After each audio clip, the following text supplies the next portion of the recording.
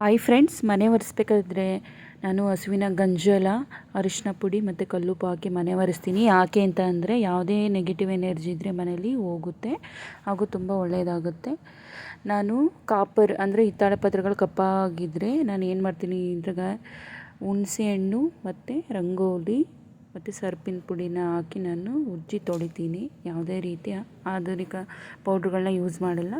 ನಾನು ದೇವ್ರ ಮನೆ ಒರೆಸೋಕ್ಕೆ ಅರಿಶಿನ ಪುಡಿ, ಉಪ್ಪು ಮತ್ತು ಹಸುವಿನ ಗಂಜಲವನ್ನು ನಾನು ಬಳಸ್ತೇನೆ.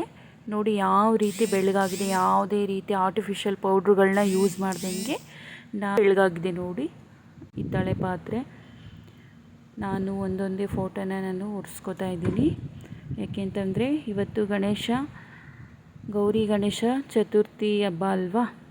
ಹಾಗಾಗಿ ಗೌರಿ ಗಣೇಶ ಹಬ್ಬದ ಶುಭಾಶಯಗಳು ಎಲ್ಲರಿಗೂ.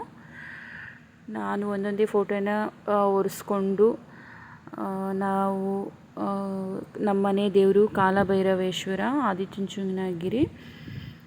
ನಾನು ಯಾವಾಗಲೂ ಭಾನುವಾರ ಪೂಜೆ ಮಾಡ್ತಾಯಿರ್ತೀನಿ. ಇವಾಗ ಗೌರಿ ಗಣೇಶ ಹಬ್ಬ ಆಗಿರೋದ್ರಿಂದ ನಾನು ಎಲ್ಲನೂ ರೆಡಿ ಮಾಡಿ ನಾನು ಪೂಜಾ ಕಾರ್ಯಕ್ರಮನ ಸ್ಟಾರ್ಟ್ ಮಾಡಿದ್ದೀನಿ.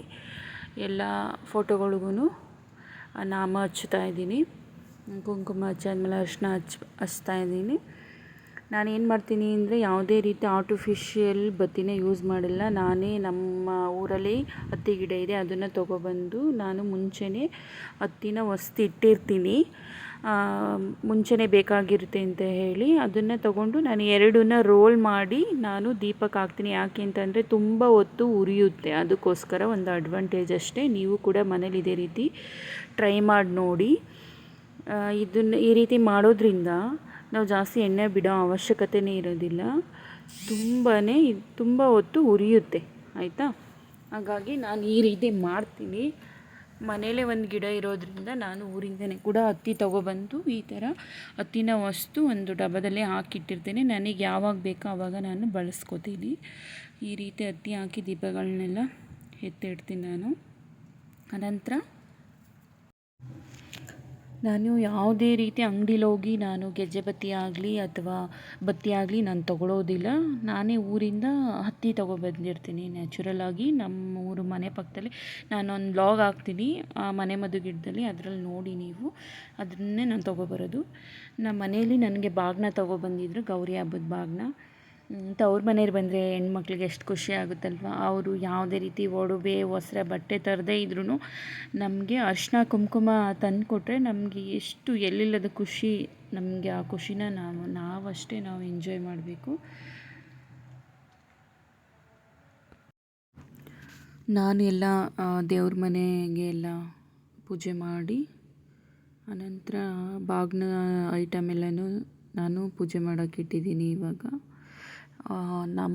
ನಾವು ಚಿಕ್ಕ ಮಕ್ಕಳಲ್ಲಿದ್ದಾಗ ನಮ್ಮ ಅಜ್ಜಿ ನಮ್ಮ ಅಮ್ಮಂಗೆ 15 ದಿವಸ ಇದ್ದ ಮುಂಚೆನೇ ತರ್ತಾಯಿದ್ರು. ಅವ್ರು ಎಷ್ಟೆಷ್ಟು ಐಟಮ್ ತರ್ತಾಯಿದ್ರು ಅಂತಂದರೆ ನಮ್ಮ ಅಜ್ಜಿ ಯಾವಾಗ ಬರ್ತಾರೆ ಬಾಗಿನ ಕೊಡೋಕ್ಕೆ ಅಂತಲೇ ನಾವು ಕಾಯ್ತಾಯಿದ್ವಿ. ಅಷ್ಟು ಚೆನ್ನಾಗಿರ್ತಿತ್ತು. ಈ ಥರ ಸ್ವಲ್ಪ ಎಣ್ಣೆ ಬಿಟ್ಟು ಈ ಥರ ದೀಪ ಹಚ್ಚಿದರೆ ಒಂದು 5 hours 6 hours ಆದರೂ ಉರಿತಾ ಇರುತ್ತೆ ದೇವ್ರ ಮನೇಲಿ. ಈ ಥರ ನೀವು ಟ್ರೈ ಮಾಡಿ ಬತ್ತಿನ ಹಚ್ಚಿ.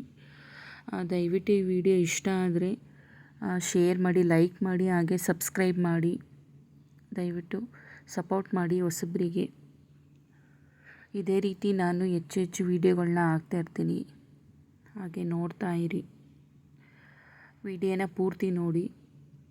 ನಿಮಗಿಷ್ಟ ಆದರೆ ಎಲ್ರಿಗೂ ಮತ್ತೊಮ್ಮೆ ಗೌರಿ ಗಣೇಶ ಹಬ್ಬದ ಶುಭಾಶಯಗಳು. ನೋಡಿ ಈ ಥರ ತುಂಬ ಉರಿತಾ ಇರುತ್ತೆ ದೀಪ. ನಾವು 2 ಬತ್ತಿನ ಜೋಡಿಯಾಗಿ ಹೊಸ್ದು ಹಾಕೋದ್ರಿಂದ. ಹಾಗೆಯೇ ದೇವ್ರ ಮನೇಲಿ ನಾವು ಪೂಜೆ ಮಾಡಬೇಕಾದ್ರೆ ಯಾವುದೇ ಒಂದು ಚಿಕ್ಕ ವಿಗ್ರಹ ಬಿಟ್ಟರೆ ಯಾವುದೇ ರೀತಿ ಒಂದು ದೊಡ್ಡ ವಿಗ್ರಹನೂ ಕೂಡ ನಾವು ಇಡಬಾರ್ದು. ಮತ್ತು ಯಾವುದೇ ಪೂಜೆ ಸಾಮಗ್ರಿ ಬಿಟ್ಟರೆ ಬೇಡದೇ ಇರೋ ವಸ್ತುಗಳನ್ನ ಯಾವುದನ್ನು ಕೂಡ ಇಡಬಾರ್ದು. ಯಾಕೆಂತಂದರೆ ಅದು ಒಳ್ಳೆಯದು ಅಲ್ಲ. ನಾವೇನು ಮಾಡಬೇಕಂತ ಅಂದರೆ ದಿನನಿತ್ಯ ಬೆಳಿಗ್ಗೆ ಸಾಯಂಕಾಲ ನಾವು ದೀಪ ಹಚ್ಚೋದ್ರಿಂದನೂ ಕೂಡ ನಮ್ಮ ಮನೆ ಸಮೃದ್ಧಿ ಮತ್ತು ಎಲ್ರಿಗೂ ಆಯಸ್ಸು, ಆರೋಗ್ಯ ಮತ್ತು ಲಕ್ಷ್ಮೀ ಕಟಾಕ್ಷನೂ ಕೂಡ ಬರುತ್ತೆ. ನಾವು ಸಂಜೆ ಬೆಳಗ್ಗೆ ಯಾವತ್ತೂ ದೀಪ ಹಚ್ಚಬೇಕು. ನಾನು ಯಾವತ್ತೂ ಸಿಂಪಲ್ಲಾಗಿ ಇಟ್ಕೊಂಡಿದ್ದೀನಿ ದೇವ್ರ ಮನೇನ. ಯಾಕೆಂತಂದರೆ ಕ್ಲೀನ್ ಮಾಡೋಕ್ಕೆ ಈಸಿ ಆಗಬೇಕಲ್ವ, ಹಾಗಾಗಿ. ಮತ್ತು ರಾಮ ಮಂದಿರ ಸ್ಥಾಪನೆ ಮಾಡಿದ್ರಲ್ಲ, ಅವಾಗ ನಮಗೆ ಅದು ಇದು ಅಕ್ಕಿ ಕೊಟ್ಟಿದ್ದರು, ಅದನ್ನು ಕೂಡ ನಾನು ಇವಾಗ ಹಾಗೆ ಇಟ್ಟಿದ್ದೀನಿ. ಮತ್ತು ರಾಘವೇಂದ್ರ ಸ್ವಾಮಿ ಮಂತ್ರಾಲಯಕ್ಕೆ ಹೋದಾಗ ನಮ್ಮ ಮನೆ ಫ್ರೆಂಡು ಅಲ್ಲಿ ಮಂತ್ರಾಕ್ಷತೆಯನ್ನು ಕೂಡ ತಂದಿದ್ರು, ಅದನ್ನು ಕೂಡ ಹಾಗೆ ಇಟ್ಟಿದ್ದೀನಿ. ನಾವು ಬೇಕು ಅಂದಾಗ ಹೊರಗಡೆ ಹೋದಾಗ ನಾವು ತಲೆ ಮೇಲೆ ಹಾಕ್ಕೋತೀವಿ.